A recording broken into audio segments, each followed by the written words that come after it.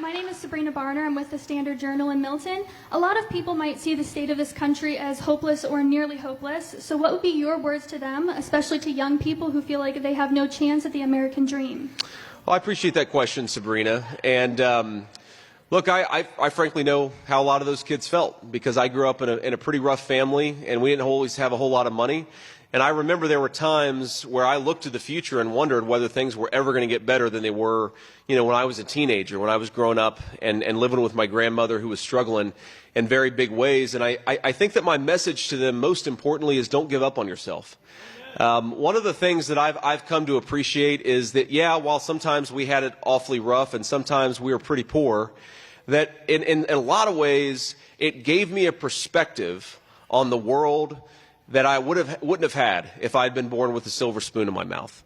And so I think that we take, in this country, we take the good with the bad. And I think in some ways it can be a blessing to have to persevere through very tough circumstances. And I encourage people who feel like the American dream is out of reach, persevere. Never give up on yourself.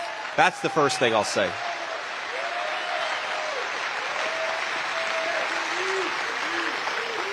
But the second thing that I'll say is that while we got a lot of people who are living paycheck to paycheck, who can't afford to pay off their credit cards, who are struggling and worrying about the future, don't give up on yourself.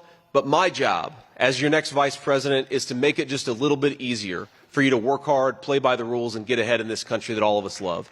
And I know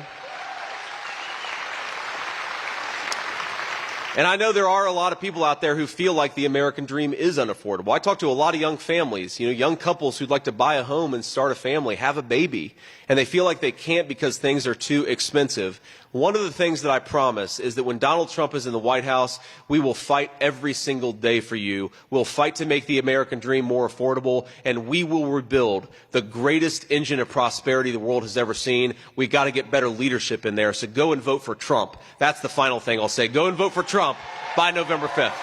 Thank you, Sabrina.